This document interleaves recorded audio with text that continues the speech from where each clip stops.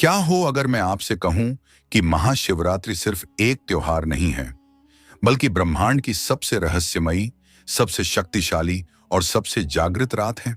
क्या हो अगर मैं कहूं कि इस एक रात में ऐसा कुछ घटा था जिसने सृष्टि का संतुलन बचाया, समय की दिशा बदली और मानव चेतना के लिए एक ऐसा द्वार खोल दिया जो आज भी खुला हुआ है, लेकिन हम में से अधिकतर लोग उससे अनजान हैं।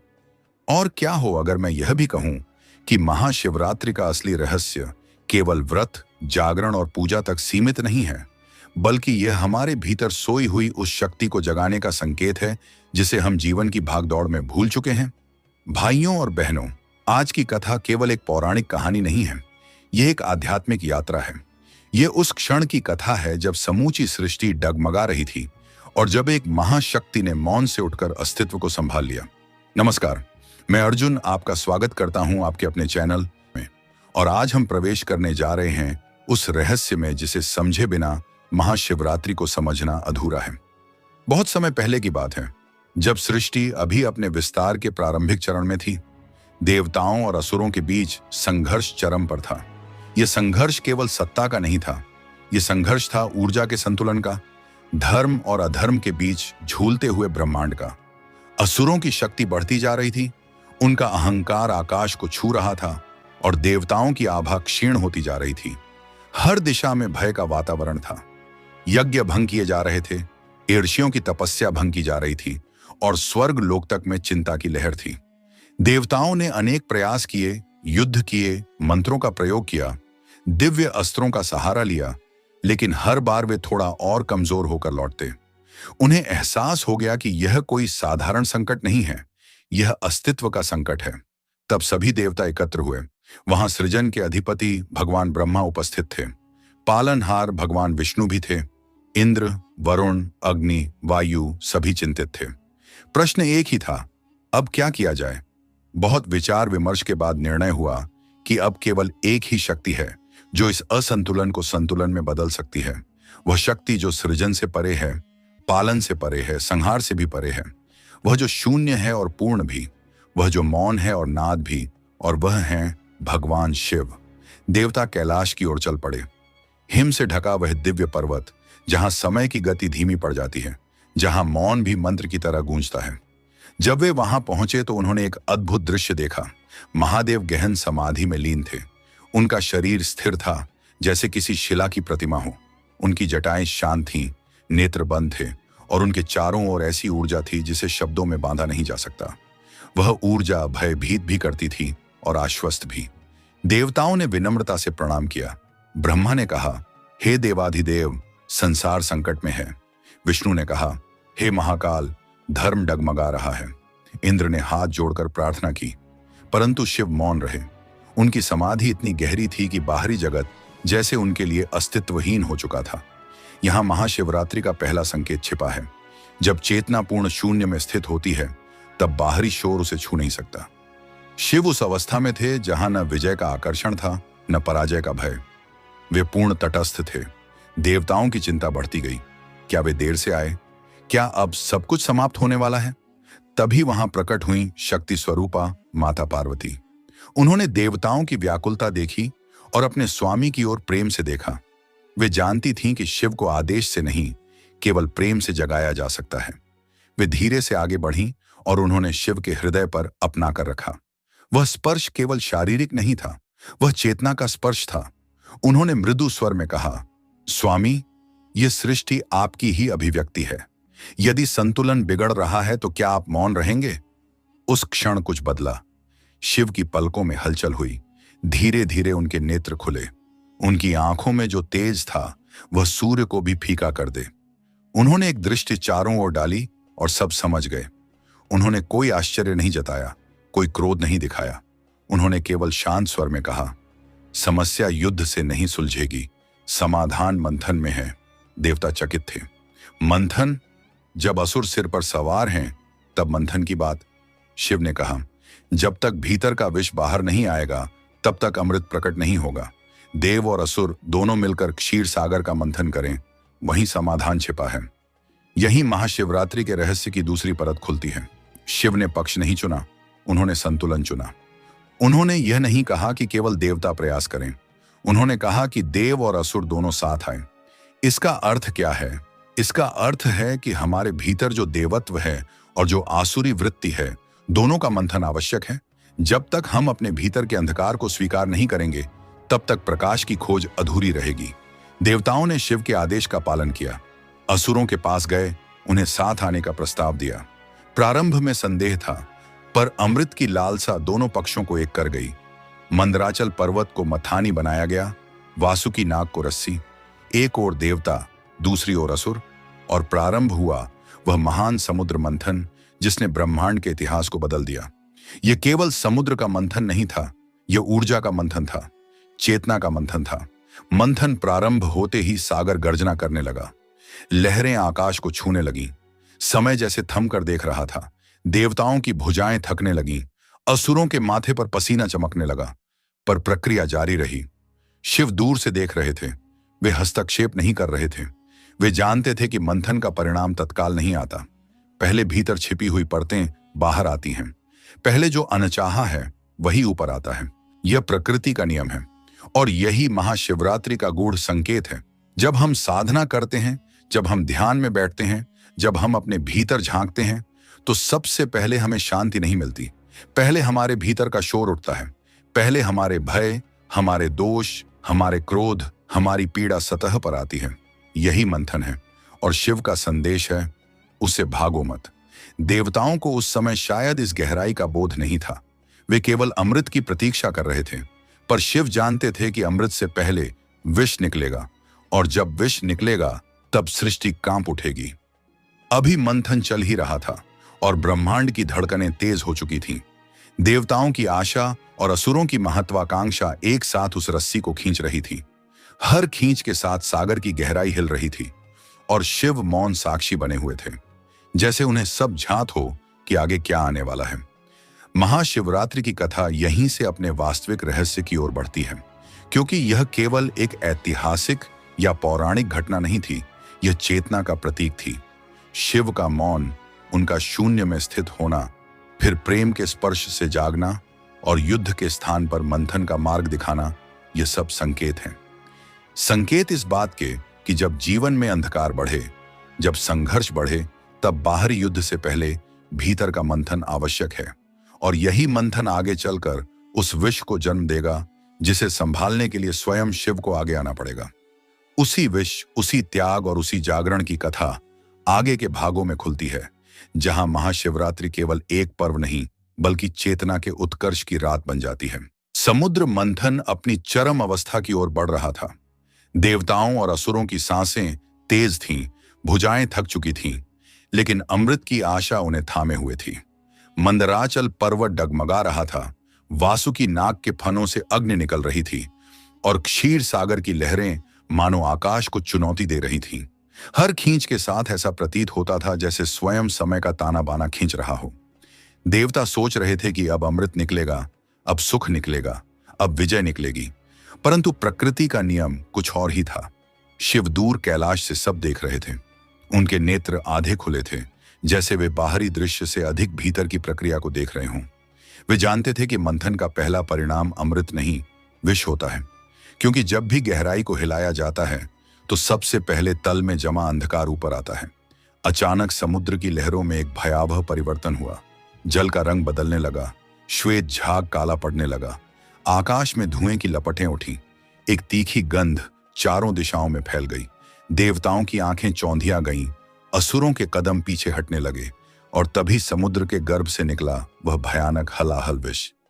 वह केवल द्रव नहीं था, वह विनाश की सजीव शक्ति था। उसकी गर्मी इतनी तीव्र थी कि उसके स्पर्श मात्र से वायु तपने लगी, पक्षी आकाश से गिरने लगे, जलचर तड़पने लगे, धरती की धड़कनें कांप उठी। देवताओं ने अपने नेत्र ढक लिए, असुर पीछे हट गए। किसी में भी इतनी शक्ति नहीं थी कि उस विष के निकट जा सके। हलाहल का प्रभाव फैलने लगा। वह केवल समुद्र तक सीमित नहीं रहा, उसकी वाष्प आकाश में उठी और बादलों को काला कर दिया। दिशाएं धुंधली हो गईं। ब्रह्मांड में एक विचित्र सन्नाटा छा गया, जैसे सब प्रतीक्षा कर रहे हों कि अब क्या होगा। देवताओं को तब समझ आया कि अमृत की चाह में उन्होंने एक ऐसी शक्ति को जगा दिया है जिसे संभालना उनके वश में नहीं। वे फिर से एकत्र हुए। उनके चेहरों पर भय था, पश्चाताप था और एक प्रश्न था, अब कौन बचाएगा? तब एक स्वर उठा, चलो कैलाश। क्योंकि अब उन्हें स्पष्ट हो चुका था कि जिस मंथन का मार्ग शिव ने दिखाया था, उसके परिणाम को संभालने की क्षमता भी केवल उन्हीं में है। वे दौड़ते हुए पहुंचे। उनके साथ असुर भी थे, क्योंकि विष किसी एक पक्ष को नहीं, संपूर्ण सृष्टि को नष्ट करने जा रहा था। उन्होंने देखा कि शिव अब समाधि में नहीं थे। वे स्थिर खड़े थे, जैसे उन्हें पहले से सब ज्ञात हो। देवताओं ने दंडवत होकर कहा, हे महादेव, हमसे भूल हो गई। अमृत की चाह में हमने विष को जगा दिया। अब यह समूची सृष्टि को भस्म कर देगा। शिव ने उस विष की ओर दृष्टि डाली। उनकी आंखों में न भय था, न क्रोध, केवल करुणा थी। उन्होंने शांत स्वर में कहा, मंथन बिना विष के पूर्ण नहीं होता। जो तल में दबा था वह बाहर आना ही था। देवता बोले, परंतु अब इसका क्या उपाय है? उस समय माता पार्वती भी वहां थीं। उन्होंने भी उस विष की उष्णता को महसूस किया। वे समझ गईं कि शिव क्या करने वाले हैं। उन्होंने धीमे स्वर में कहा, स्वामी, यह विष अत्यंत प्रचंड है। इसका प्रभाव कोई भी सह नहीं पाएगा। शिव ने उनकी ओर देखा।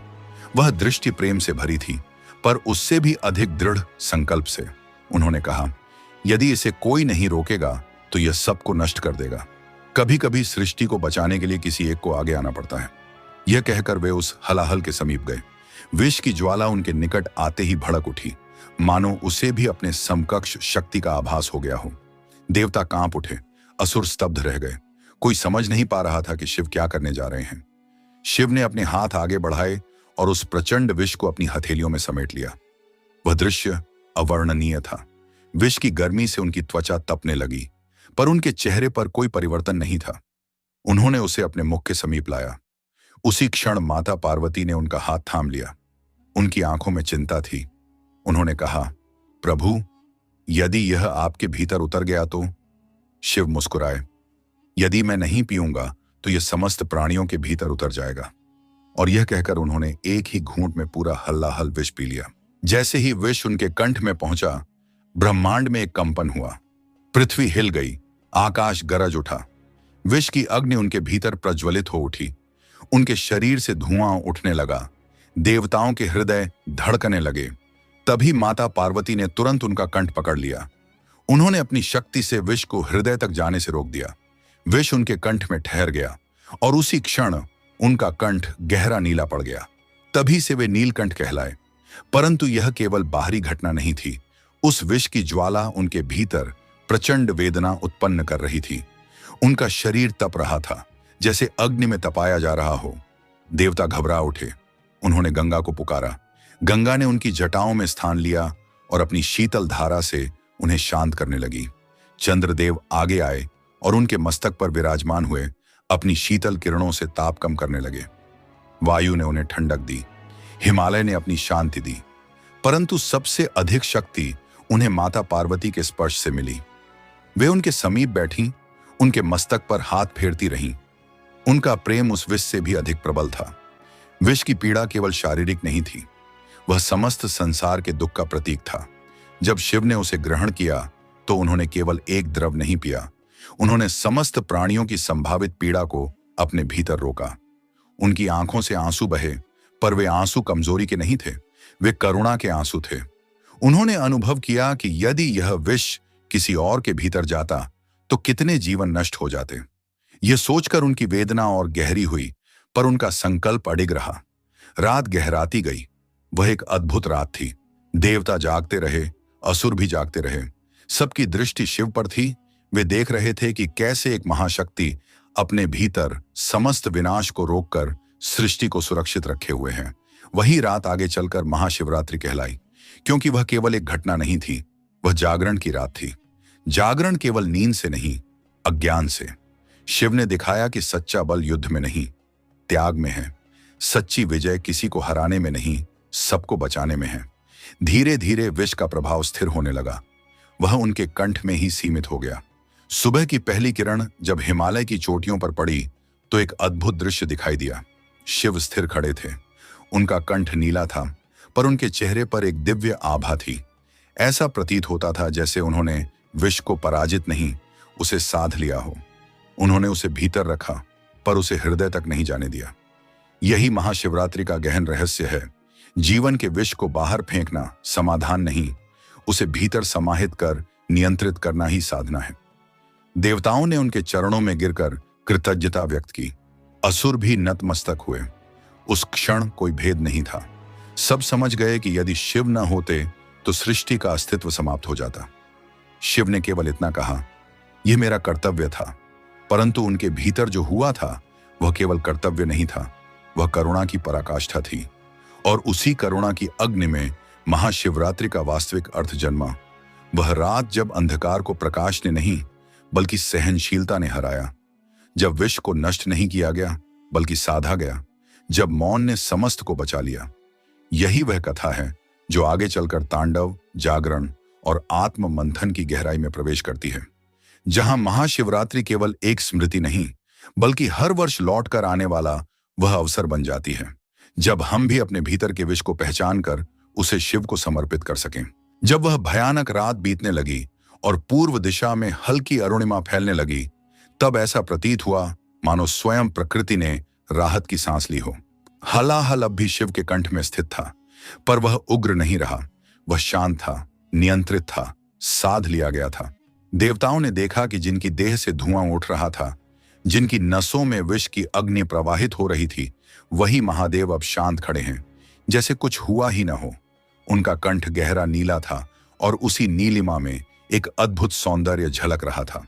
वह नीला रंग केवल विष का चिन्ह नहीं था, वह करुणा का प्रतीक था, त्याग का प्रतीक था, और इस सत्य का प्रमाण था कि जिसने अपने भीतर के विष को जीत लिया, उसे संसार कोई पराजित नहीं कर सकता।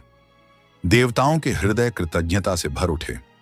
उन्होंने हाथ जोड़कर प्रणाम किया। असुरों ने भी सिर झुका दिया। उस क्षण कोई शत्रु नहीं था, कोई विरोध नहीं था। सबके सामने केवल एक ही सत्य खड़ा था, शिव का त्याग। तब ब्रह्मा ने कहा कि यह रात सदा स्मरणीय रहनी चाहिए। विष्णु ने कहा कि यह वह क्षण है जब सृष्टि ने नया जीवन पाया, और शिव ने शांत स्वर में कहा, स्मरण करना है तो इस घटना को नहीं, इसके भाव को स्मरण करना। जब भी जीवन में विष उठे तब भागना नहीं, उसे साधना। उसी समय शिव के भीतर एक अद्भुत ऊर्जा का संचार हुआ। विष को धारण कर लेने के बाद भी वे जड़ नहीं हुए, वे दुर्बल नहीं पड़े। इसके विपरीत उनके भीतर एक नया स्पंदन जागा। उन्होंने अपना त्रिशूल उठाया और कैलाश की चोटी की ओर बढ़े। देवता उनके पीछे पीछे चले। वहां पहुंचकर उन्होंने आंखें बंद की और कुछ ही क्षणों बाद उनका शरीर लयबद्ध गति में झूमने लगा। वह तांडव था, पर वह क्रोध का तांडव नहीं था, वह आनंद का तांडव था। वह उस अनुभूति का नृत्य था जब कोई अपने भीतर के अंधकार को जीत लेता है। उनके प्रत्येक कदम के साथ धरती में कंपन होता, पर वह विनाश का नहीं, जागरण का कंपन था। उनके डमरू की ध्वनि से आकाश गूंज उठा। उस नाद में सृष्टि का बीज छिपा था। ऐसा लगा जैसे हर ध्वनि के साथ नए ब्रह्मांड जन्म ले रहे हों और हर विराम के साथ पुराने रूप विलीन हो रहे हों। देवता मंत्रमुग्ध होकर देखते रहे। पार्वती मुस्कुरा रही थी, क्योंकि वे जानती थीं कि यह नृत्य केवल बाहरी नहीं है, यह उस संतुलन का प्रतीक है जो शिव ने स्थापित किया है, भीतर के विष और बाहर की करुणा के बीच संतुलन। तांडव के बाद शिव ने शांत होकर ध्यान लगाया। उस ध्यान में एक संदेश था। उन्होंने कहा कि यह रात केवल एक ऐतिहासिक घटना की स्मृति नहीं, बल्कि हर वर्ष लौटकर आने वाला अवसर है। जब चंद्रमा क्षीण होकर अमावस्या के निकट होता है, जब बाहरी प्रकाश न्यूनतम होता है, तब भीतर का दीपक जलाने का समय होता है। यही कारण है कि महाशिवरात्रि अमावस्या के निकट मनाई जाती है। जब बाहर अंधकार अधिक होता है, तब भीतर का प्रकाश अधिक स्पष्ट दिखाई देता है। यही कारण है कि इस रात जागरण किया जाता है। जागरण केवल आंखें खुली रखने का नाम नहीं है। जागरण का अर्थ है सजग रहना, अपने विचारों को देखना, अपने भय को पहचानना, अपने क्रोध को समझना। जब हम पूरी रात शिव का नाम लेते हैं, तो हम वास्तव में अपने भीतर के कंपन को बदल रहे होते हैं। ओम नमः शिवाय का जप केवल शब्द नहीं है, यह पंच तत्वों का संतुलन है। जब यह मंत्र उच्चारित होता है, तो पृथ्वी, जल, अग्नि, वायु और आकाश, पांचों तत्वों में एक सामंजस्य उत्पन्न होता है। यही कारण है कि इस रात जपा गया मंत्र कई गुना फलदायी माना गया है, क्योंकि उस रात ब्रह्मांड की ऊर्जा शिव के त्याग की स्मृति से स्पंदित होती है। समय बीतता गया, युग बदले, राजाओं के राज्य आए और चले गए, पर महाशिवरात्रि की परंपरा बनी रही। हर वर्ष लोग व्रत रखते, बेलपत्र चढ़ाते, दूध अर्पित करते, रात्रि भर भजन करते। परंतु धीरे धीरे कुछ लोगों ने केवल कर्म कांड को ही मुख्य मान लिया और उसके पीछे छिपे रहस्य को भूलने लगे।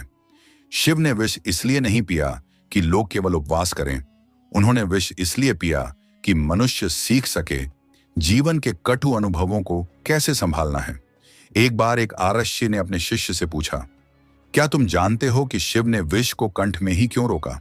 शिष्य ने कहा, ताकि वह हृदय तक न पहुंचे। ऋषि मुस्कुराए और बोले, यही जीवन का रहस्य है। अपमान, क्रोध, दुख, ईर्ष्या, ये सब हलाहल की तरह है। यदि इन्हें हृदय तक जाने दो तो वे तुम्हें भीतर से जला देंगे।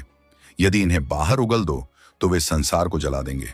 पर यदि इन्हें कंठ में रोक लो, सजगता से देखो, तो वे तुम्हें नीलकंठ बना देंगे। महाशिवरात्रि इसी साधना का प्रतीक है। इस रात का उपवास केवल शरीर को हल्का करने के लिए नहीं है, बल्कि मन को भी हल्का करने के लिए है। जब हम अन्न त्यागते हैं तो हम अपनी इंद्रियों पर नियंत्रण का अभ्यास करते हैं। जब हम रात्रि भर जागते हैं तो हम अपने आलस्य पर विजय प्राप्त करते हैं।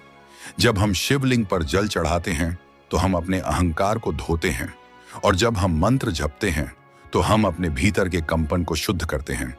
एक प्राचीन कथा में आता है कि एक साधारण शिकारी जो हिंसक और निर्दयी था, अनजाने में महाशिवरात्रि की रात बेलपत्र चढ़ा बैठा और उपवास कर बैठा।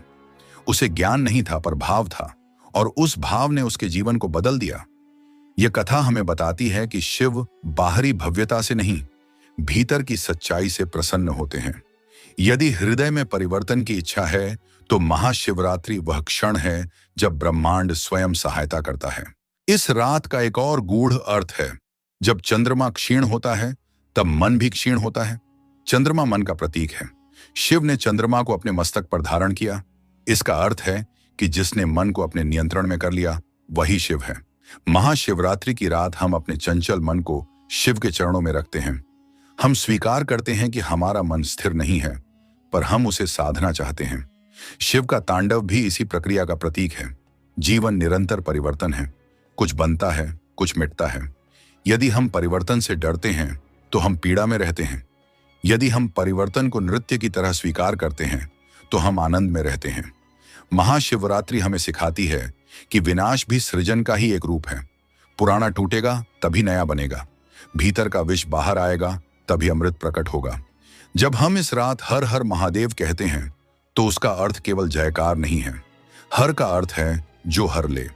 महादेव वह हैं जो हमारे पाप, हमारे भय, हमारे अज्ञान को हर लेते हैं, परंतु वे तभी हरते हैं जब हम उन्हें समर्पित करते हैं। यदि हम अपने विष को पकड़े रहें तो वे उसे कैसे लेंगे? इसलिए महाशिवरात्रि समर्पण की रात है।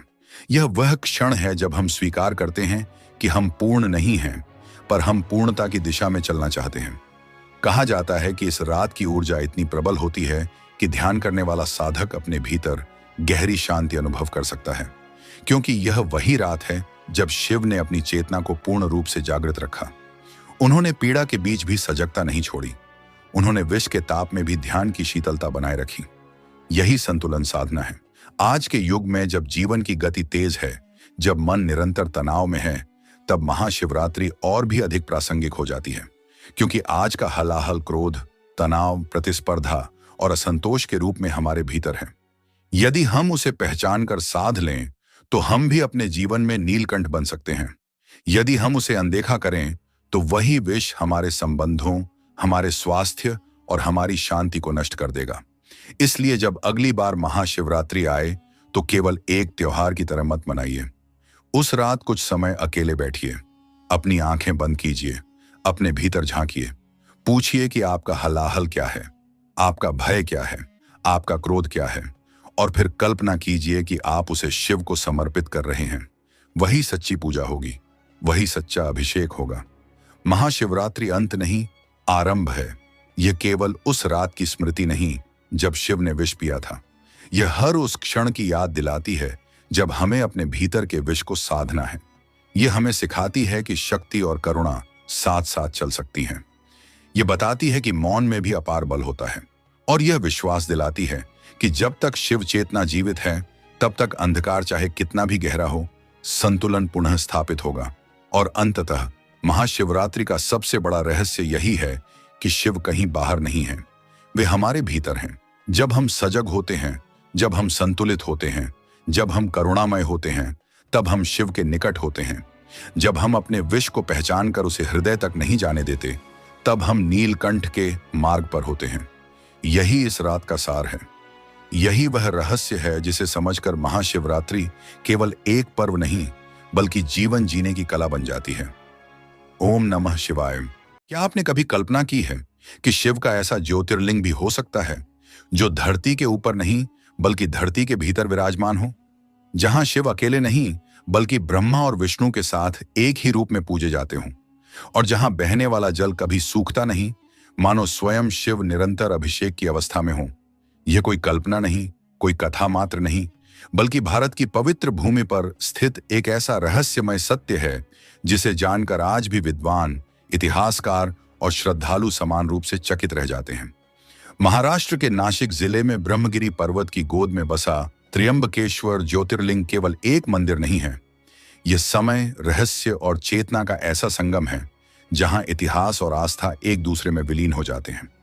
बाहर से देखने पर यह मंदिर शांत, गंभीर और साधारण प्रतीत होता है, काले पत्थरों से बना हुआ, वर्षों की तपिश और वर्षा झेलता हुआ। लेकिन जैसे ही कोई व्यक्ति इसके भीतर प्रवेश करता है, उसे यह अनुभव होने लगता है कि वह किसी सामान्य स्थान पर नहीं बल्कि किसी अत्यंत प्राचीन और शक्तिशाली ऊर्जा क्षेत्र में खड़ा है। यहाँ शिवलिंग भूमि के ऊपर नहीं बल्कि भूमि के भीतर स्थित है, और जब कोई भक्त ध्यान से उसे देखता है तो उसे 3 सूक्ष्म आकृतियां दिखाई देती हैं। इन्हें ब्रह्मा, विष्णु और महेश का प्रतीक माना जाता है। यही कारण है कि त्र्यंबकेश्वर को त्रिमुखी ज्योतिर्लिंग कहा जाता है। भारत के 12 ज्योतिर्लिंगों में यह एकमात्र ऐसा धाम है जहां शिव सृष्टि, संरक्षण और संहार तीनों शक्तियों के साक्षात स्वरूप में पूजे जाते हैं। यह तथ्य ही इस स्थान को बाकी सभी शिव धामों से अलग और रहस्यमय बना देता है। लेकिन यह रहस्य यहीं समाप्त नहीं होता। यहाँ का शिवलिंग हमेशा जल में डूबा रहता है। गर्भगृह में निरंतर जल प्रवाहित होता रहता है जो कभी सूखता नहीं। मान्यता है कि यह जल स्वयं ब्रह्मगिरी पर्वत की आंतरिक जलधाराओं से आता है और सीधे शिवलिंग का अभिषेक करता है। यह दृश्य ऐसा लगता है मानो समय यहाँ ठहर गया हो और शिव स्वयं अपनी उपस्थिति से इस स्थान को जीवित रखे हुए हों। परंतु प्रश्न यह उठता है कि आखिर ऐसा अनोखा ज्योतिर्लिंग इसी स्थान पर क्यों प्रकट हुआ? इसका संबंध किस ऋषि से है और क्यों यहीं से दक्षिण की गंगा कही जाने वाली गोदावरी नदी का उद्गम हुआ? इन प्रश्नों के उत्तर पाने के लिए हमें हजारों वर्षों पीछे जाना होगा, उस युग में जब ब्रह्मगिरी पर्वत के चारों ओर घना जंगल फैला हुआ था और यह क्षेत्र महान आर्षि मुनियों की तपोभूमि माना जाता था। उस समय यहाँ आर्षि गौतम अपनी पत्नी अहिल्या के साथ निवास करते थे। वे अत्यंत सरल जीवन जीते थे, वन में रहते थे, फलाहार करते थे और जो भी उनके पास आता था उसकी सहायता करते थे। उनका जीवन त्याग, करुणा और तपस्या का प्रतीक था। लेकिन एक समय ऐसा आया जब इस पूरे क्षेत्र में भीषण अकाल पड़ा। धरती सूख गई, जल स्रोत समाप्त हो गए और लोगों के सामने जीवन का संकट खड़ा हो गया। तब जन कल्याण के लिए आर्षि गौतम ने इंद्रदेव की कठोर तपस्या की। वर्षों की तपस्या के बाद इंद्रदेव प्रसन्न हुए और उन्होंने आर्षि गौतम को ऐसा जल स्रोत प्रदान किया जो कभी सूखने वाला नहीं था। इस जल के माध्यम से आर्षि गौतम ने न केवल अपने आश्रम बल्कि आसपास के पूरे क्षेत्र की सहायता की। लोग दूर दूर से यहाँ आने लगे और आर्षि गौतम की ख्याति चारों ओर फैलने लगी। लेकिन जैसा कि कहा जाता है, जहां सम्मान होता है वहां ईर्ष्या भी जन्म लेती है। कुछ अन्य ऋषियों को यह प्रसिद्धि स्वीकार नहीं हुई। उनकी ईर्ष्या धीरे धीरे षड्यंत्र में बदल गई। एक दिन उन्होंने एक बीमार और अधमरी गाय को ऋषि गौतम के खेत में छोड़ दिया। जब ऋषि गौतम ने उसे हटाने का प्रयास किया तो वह गाय वहीं मर गई। इसी घटना को आधार बनाकर उन पर गौहत्या का झूठा आरोप लगा दिया गया। उस युग में गौहत्या सबसे बड़ा पाप मानी जाती थी। समाज ने बिना सत्य जाने ऋषि गौतम और अहिल्या को दोषी ठहरा दिया। अपमान, तिरस्कार और मानसिक पीड़ा से आहत होकर वे दोनों घने वन में चले गए और भगवान शिव की तपस्या में लीन हो गए। उन्होंने अपने ऊपर लगे आरोप को स्वीकार नहीं किया, लेकिन फिर भी प्रायश्चित की भावना से शिव की आराधना करते रहे। अंततः उनकी भक्ति से प्रसन्न होकर भगवान शिव प्रकट हुए और उन्होंने स्पष्ट शब्दों में कहा कि आशी गौतम निर्दोष हैं और यह पूरा प्रसंग ईर्ष्या से रचा गया षड्यंत्र है। शिव के इन वचनों से ऋषि गौतम के मन को शांति मिली। भगवान शिव ने उनसे वरदान मांगने को कहा, लेकिन ऋषि गौतम ने न तो अपने अपमान का बदला मांगा और न ही षड्यंत्र रचने वालों के लिए दंड की मांग की। उन्होंने केवल इतना कहा कि इस धरती पर अकाल समाप्त हो जाए और लोगों को जल प्राप्त हो। उन्होंने गंगा के अवतरण की प्रार्थना की। भगवान शिव उनकी करुणा और निस्वार्थ भाव से अत्यंत प्रसन्न हुए और गंगा को इस भूमि पर अवतरित होने का वरदान दिया। गंगा ने गोदावरी के रूप में यहां प्रकट होना स्वीकार किया, लेकिन उन्होंने भी एक शर्त रखी कि वह शिव के बिना यहां निवास नहीं करेंगी। तभी भगवान शिव ने भी इस स्थान पर स्थायी रूप से विराजमान होने का निर्णय लिया और यहीं एक ज्योतिर्लिंग के रूप में प्रकट हुए। इस प्रकार त्र्यंबकेश्वर ज्योतिर्लिंग का प्रादुर्भाव हुआ और गोदावरी नदी दक्षिण की गंगा के नाम से जानी जाने लगी। ये वही स्थान है जहां आज भी श्रद्धालु ये मानते हैं कि शिव स्वयं साक्षात उपस्थित हैं। लेकिन समय का प्रवाह किसी के लिए नहीं रुकता। सदियों तक यह स्थान पूजित और सुरक्षित रहा, परंतु इतिहास के एक दौर में इस पवित्र धाम को भी अंधकार का सामना करना पड़ा। 17वीं शताब्दी में जब भारत मुगल शासन के अधीन था, तब औरंगजेब की कठोर धार्मिक नीतियों के कारण अनेक हिंदू मंदिरों को नष्ट किया गया। त्र्यंबकेश्वर भी इस विनाश से अछूता नहीं रहा। मंदिर को क्षति पहुंचाई गई, इसकी संरचना को अपवित्र किया गया और इसके ऊपर एक गुंबद बनवाया गया। नासिक का नाम बदलकर गुलशनाबाद कर दिया गया। यह वह समय था जब इस ज्योतिर्लिंग की आध्यात्मिक आभा पर गहरा साया छा गया। लेकिन इतिहास गवाह है कि आस्था को दबाया जा सकता है, मिटाया नहीं। समय बदला, मुगल शक्ति कमजोर हुई और मराठा साम्राज्य का उदय हुआ। 18वीं शताब्दी में मराठाओं ने इस क्षेत्र को पुनः प्राप्त किया और त्र्यंबकेश्वर को उसका गौरव वापस मिला। तीसरे पेशवा नाना साहेब पेशवा ने इस मंदिर का भव्य पुनर्निर्माण कराया। वर्षों तक चले इस निर्माण कार्य में काले पत्थरों का उपयोग किया गया और मंदिर को दक्षिण भारतीय स्थापत्य शैली के अनुरूप सजाया गया। यह वही मंदिर है जो आज हम देखते हैं, जो अपनी मजबूती, भव्यता और गंभीरता के साथ समय की कहानी सुनाता है। लेकिन इस पुनर्निर्माण के साथ जुड़ा एक और रहस्य है, एक ऐसा रत्न जिसकी कहानी आस्था से भय तक जाती है। वही नासक हीरा जिसकी चर्चा किए बिना त्र्यंबकेश्वर की कहानी अधूरी मानी जाती है। पर वह रहस्य अभी आगे है, क्योंकि त्र्यंबकेश्वर केवल इतिहास नहीं बल्कि चेतना की वह यात्रा है जहां शिव धरती के भीतर रहकर भी मनुष्य के भीतर जागरण कर देते हैं। समय के साथ त्र्यंबकेश्वर की ख्याति केवल एक धार्मिक स्थल तक सीमित नहीं रही, बल्कि यह स्थान धीरे धीरे शक्ति, राजनीति और रहस्यों का केंद्र भी बनता चला गया। जहां एक ओर शिव स्वयं धरती के भीतर विराजमान माने जाते थे, वहीं दूसरी ओर इस धाम से जुड़े अनमोल रत्न और अनुष्ठान राजाओं और साम्राज्यों की किस्मत से जुड़ते चले गए। मराठा शासन के समय त्र्यंबकेश्वर केवल पूजा का केंद्र नहीं था, बल्कि यह मराठा साम्राज्य की आध्यात्मिक रीढ़ भी बन चुका था।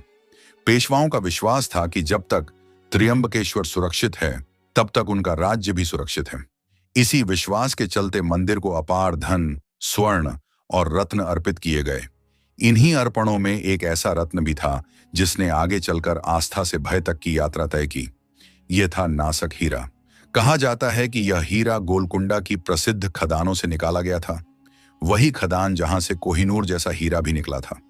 उस समय यह हीरा लगभग 90 कैरेट का था और अपनी चमक में अद्वितीय माना जाता था। पहले यह मुगल खजाने का हिस्सा बना, लेकिन मराठा मुगल संघर्षों के दौरान यह मराठाओं के हाथ लगा। मराठा शासकों ने इसे एक साधारण रत्न नहीं बल्कि दिव्य वस्तु मानते हुए त्र्यंबकेश्वर को अर्पित कर दिया। लोक मान्यताओं के अनुसार इसे शिव की मूर्ति की एक आंख के रूप में स्थापित किया गया था। यही वह क्षण था जब इस हीरे की कहानी ने एक नया मोड़ लिया। कहा जाता है कि इसके बाद मराठा साम्राज्य को लगातार युद्ध, आंतरिक संघर्ष और अस्थिरता का सामना करना पड़ा। हालांकि इतिहासकार इसे राजनीतिक परिस्थितियों से जोड़ते हैं, लेकिन लोक कथाओं में इसे नासक हीरे के श्राप से जोड़ा गया। फिर आया वह समय जब मराठा साम्राज्य का पतन हुआ और अंग्रेजी सत्ता का उदय हुआ। 1817 से 1818 के एंग्लो मराठा युद्ध में पेशवा बाजीराव द्वितीय की पराजय के बाद यह हीरा अंग्रेजों के हाथ लग गया। अंग्रेज इसे भारत से लंदन ले गए। वहां प्रसिद्ध जौहरी रंडल एंड ब्रिज ने इसे खरीदा और पहली बार इसे तराशा गया। इस प्रक्रिया में इसका वजन 90 कैरेट से घटकर 43 कैरेट रह गया। कई लोगों का मानना है कि इसी क्षण इस हीरे की आत्मा, उसका भारतीय अस्तित्व उसे छीन लिया गया। इसके बाद यह हीरा यूरोप के कई अमीरों और शासकों के पास गया। हर बार इसके साथ कुछ न कुछ अशुभ घटनाओं की कहानियां जुड़ती चली गईं। किसी के यहाँ आर्थिक पतन हुआ, किसी के परिवार में असमय मृत्यु हुई, तो किसी के जीवन में मानसिक अशांति बढ़ती चली गई। धीरे धीरे पश्चिमी दुनिया में भी यह हीरा एक श्रापित रत्न के रूप में जाना जाने लगा। 20वीं शताब्दी में यह प्रसिद्ध अमेरिकी जौहरी हैरी विंस्टन के पास पहुंचा। उन्होंने इसे और तराशा और फिर यह एक निजी कलेक्टर के पास चला गया। इसके बाद से इस हीरे की सार्वजनिक जानकारी लगभग समाप्त हो जाती है। आज यह न किसी संग्रहालय में है और न किसी राजकीय खजाने में। माना जाता है कि यह किसी निजी संग्रह में छिपा हुआ है।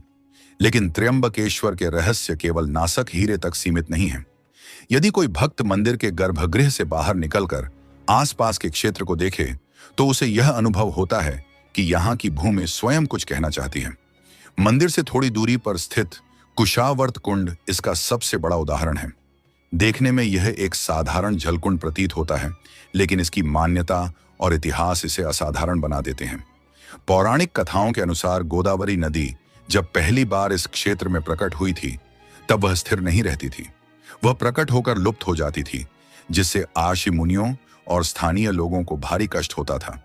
तब आर्षि गौतम ने कुशा नामक पवित्र घास का उपयोग कर प्रतीकात्मक रूप से गोदावरी के प्रवाह को बांध दिया। यही कारण है कि इस कुंड को कुशावर्त कहा गया, वह स्थान जहां गोदावरी को स्थायित्व मिला। माना जाता है कि यहां स्नान करने से व्यक्ति के पापों का क्षय होता है और आत्मा की शुद्धि होती है। विशेष रूप से कुंभ मेले के दौरान इस कुंड का महत्व अत्यधिक बढ़ जाता है। जब नासिक में सिंहस्थ कुंभ का आयोजन होता है, तब सबसे पहले शैव अखाड़े यहीं स्नान करते हैं। यह परंपरा आज भी वैसी ही निभाई जाती है जैसी सदियों पहले निभाई जाती थी। लेकिन कुशावर्त कुंड की शांति के पीछे भी एक गहराई है। यह केवल जल का कुंड नहीं, बल्कि उस क्षण का प्रतीक है जब शिव और गंगा दोनों ने इस भूमि को स्वीकार किया। इसी क्षेत्र में त्र्यंबकेश्वर की आध्यात्मिक ऊर्जा अपने चरम पर मानी जाती है। मंदिर के गर्भगृह में निरंतर बहने वाला जल इसी ऊर्जा का विस्तार माना जाता है। कहा जाता है कि यह जल ब्रह्मगिरी पर्वत की आंतरिक जलधाराओं से निकलकर सीधे शिवलिंग तक पहुंचता है। इसे आकाश गंगा कहा जाता है। यह कोई प्रतीकात्मक नाम नहीं, बल्कि एक वास्तविक जल प्रवाह है। ब्रह्मगिरी की ऊंचाइयों से निकलकर यह जलधारा मंदिर की छत तक आती है और फिर विशेष व्यवस्था के माध्यम से गर्भगृह में प्रवाहित होती है। यही जल त्र्यंबकेश्वर के शिवलिंग का निरंतर अभिषेक करता है। श्रद्धालुओं का विश्वास है कि यह साधारण जल नहीं, बल्कि स्वयं गंगा का दिव्य स्वरूप है। लेकिन जितना खुला और सुलभ कुशावर्त कुंड है, उतना ही रहस्यमय और गुप्त है ब्रह्मगिरी पर्वत की गोद में स्थित एक गुफा। इसे गुप्त गुफा कहा जाता है। इस गुफा के बारे में बहुत कम लोग जानते हैं और उससे भी कम लोग यहां तक पहुंच पाते हैं। लोक मान्यताओं के अनुसार यही वह स्थान है जहां आर्षि गौतम ने वर्षों तक कठोर तपस्या की थी। यह गुफा आम श्रद्धालुओं के लिए खुली नहीं है। केवल विशेष अनुमति के बाद ही यहां प्रवेश दिया जाता है। यही प्रतिबंध इसे और भी रहस्यमय बना देता है। यदि यह केवल एक सामान्य गुफा होती, तो इसे सदियों से आम लोगों से दूर क्यों रखा जाता? साधु संतों का मानना है कि इस गुफा में ध्यान लगाने से मन शीघ्र स्थिर हो जाता है और चेतना एक अलग स्तर पर पहुंच जाती है। कई कथाओं में उल्लेख मिलता है कि यहां साधना करने वाले योगियों को अलौकिक अनुभूतियां प्राप्त हुईं। कहा जाता है कि गुफा के भीतर एक छोटा शिव मंदिर भी है और पास ही बहता हुआ एक जल स्रोत है। यह जल अत्यंत पवित्र माना जाता है और इसे ब्रह्मगिरी की आंतरिक जलधाराओं से जुड़ा बताया जाता है। यही जल आगे चलकर आकाश गंगा से जुड़ता है और त्र्यंबकेश्वर के गर्भगृह तक पहुंचता है। इस प्रकार ब्रह्मगिरी पर्वत, गुप्त गुफा, आकाश गंगा और शिवलिंग एक अदृश्य सूत्र में बंधे हुए प्रतीत होते हैं। मानो यह पूरा क्षेत्र एक जीवित आध्यात्मिक तंत्र हो। लेकिन त्र्यंबकेश्वर की महिमा केवल रहस्यों और कथाओं तक सीमित नहीं है। यह स्थान उन लोगों के लिए भी आशा का केंद्र बन चुका है जो अपने जीवन की समस्याओं का उत्तर खोज रहे हैं। सदियों से यह मान्यता चली आ रही है कि त्र्यंबकेश्वर में किया गया पूजन विशेष फलदायी होता है, क्योंकि यहां स्थित शिवलिंग स्वयंभू माना जाता है। अर्थात यह किसी मानव द्वारा स्थापित नहीं किया गया, बल्कि स्वयं प्रकट हुआ है। यही कारण है कि यहाँ की गई पूजा को अत्यंत प्रभावशाली माना जाता है। यही विश्वास आगे चलकर त्र्यंबकेश्वर को काल सर्प दोष और नारायण बलि जैसी विशेष पूजाओं का प्रमुख केंद्र बना देता है। लोग दूर दूर से यहाँ आते हैं इस आशा के साथ कि शिव उनके जीवन की उलझनों को सुलझा देंगे। लेकिन इन अनुष्ठानों के पीछे क्या मान्यताएं हैं और क्यों त्र्यंबकेश्वर को ही इनके लिए सबसे प्रभावी स्थान माना जाता है, यह रहस्य अभी पूरी तरह खुलना बाकी है। क्योंकि त्र्यंबकेश्वर की कहानी केवल इतिहास नहीं, यह उस मनुष्य की यात्रा भी है जो भय, अपराध बोध और असमंजस से निकलकर शांति की ओर बढ़ना चाहता है। और यही यात्रा हमें अगले हिस्से में ले जाती है, जहां काल सर्प दोष, नारायण बलि और शिव के भूमिगत स्वरूप का अंतिम रहस्य सामने आता है। त्र्यंबकेश्वर की यात्रा यहीं समाप्त नहीं होती, बल्कि यहीं से यह और अधिक गहरी हो जाती है। क्योंकि यह धाम केवल अतीत की कथाओं या रहस्यमय स्थानों का संग्रह नहीं है, बल्कि यह उस मानवीय पीड़ा, भय और उम्मीद का केंद्र है जो पीढ़ियों से लोगों को यहाँ खींच कर लाता रहा है। सदियों से यह माना जाता है कि त्र्यंबकेश्वर में स्थित शिवलिंग स्वयंभू है, अर्थात इसे किसी राजा, अय्याशी या मानव ने स्थापित नहीं किया, बल्कि यह स्वयं प्रकट हुआ। यही कारण है कि यहाँ की गई साधना और पूजा को सामान्य मंदिरों की तुलना में कहीं अधिक प्रभावशाली माना जाता है। यहाँ आने वाला प्रत्येक व्यक्ति अपने साथ कोई ना कोई बोझ लेकर आता है। कोई जीवन में बार बार असफल हो रहा होता है, कोई मानसिक अशांति से जूझ रहा होता है, तो कोई अपने परिवार में घटित किसी अकाल मृत्यु या दुर्भाग्यपूर्ण घटना का उत्तर खोज रहा होता है। और यहीं से त्र्यंबकेश्वर का वह स्वरूप सामने आता है जिसने इसे केवल एक ज्योतिर्लिंग नहीं, बल्कि समाधान का केंद्र बना दिया। त्र्यंबकेश्वर का नाम आते ही सबसे पहले जिस पूजा की चर्चा होती है वह है काल सर्प दोष निवारण। ज्योतिष शास्त्र के अनुसार जब किसी व्यक्ति की कुंडली में सभी ग्रह राहु और केतु के बीच आ जाते हैं तो उस स्थिति को काल सर्प दोष कहा जाता है। ऐसी मान्यता है कि इस दोष के प्रभाव से व्यक्ति के जीवन में निरंतर बाधाएं आती हैं, कार्य बनते बनते बिगड़ जाते हैं, मानसिक तनाव बना रहता है, पारिवारिक जीवन में असंतुलन उत्पन्न हो जाता है और व्यक्ति को यह महसूस होने लगता है कि मानो कोई अदृश्य शक्ति उसके प्रयासों को रोक रही हो। चाहे इस मान्यता को कोई ज्योतिषीय दृष्टि से देखे या मनोवैज्ञानिक दृष्टि से, लेकिन यह तथ्य नकारा नहीं जा सकता कि सदियों से लोग इस विश्वास के साथ त्र्यंबकेश्वर आते रहे हैं कि यहाँ की गई पूजा से उन्हें मानसिक शांति और जीवन में संतुलन प्राप्त होता है। त्र्यंबकेश्वर में काल सर्प दोष निवारण पूजा वैदिक विधि से की जाती है। इसमें मंत्रोच्चार, संकल्प और प्रतीकात्मक कर्मकांड शामिल होते हैं। यह पूजा केवल ग्रहों को शांत करने का प्रयास नहीं मानी जाती, बल्कि इसे व्यक्ति के भीतर छिपे भय और असुरक्षा को बाहर निकालने की प्रक्रिया भी माना जाता है। कई श्रद्धालु यह अनुभव साझा करते हैं कि पूजा के बाद उन्हें जीवन को देखने का दृष्टिकोण बदलता हुआ महसूस हुआ। समस्याएं तुरंत समाप्त हों या न हों, लेकिन मन की बेचैनी कम हो जाती है। यही कारण है कि त्र्यंबकेश्वर को काल सर्प दोष निवारण का सबसे प्रमुख केंद्र माना जाता है। लेकिन यह धाम केवल जीवित लोगों की समस्याओं तक सीमित नहीं है। यहाँ एक और अत्यंत महत्वपूर्ण अनुष्ठान किया जाता है जिसे नारायण बलि कहा जाता है। यह पूजा उन आत्माओं की शांति से जुड़ी मानी जाती है जिनकी मृत्यु असामान्य परिस्थितियों में हुई हो, जैसे दुर्घटना, अकाल मृत्यु, आत्महत्या या किसी अप्राकृतिक कारण से हुई मृत्यु। शास्त्रों के अनुसार ऐसी आत्माएं कभी कभी अपनी अधूरी इच्छाओं या असंतोष के कारण इस लोक और परलोक के बीच भटकती रहती हैं। नारायण बलि पूजा का उद्देश्य उन आत्माओं को शांति प्रदान करना और उनकी यात्रा को पूर्ण करना माना जाता है। त्र्यंबकेश्वर को इस पूजा के लिए सबसे प्रभावी स्थानों में गिना जाता है, क्योंकि यहाँ शिव और विष्णु दोनों की उपस्थिति मानी जाती है।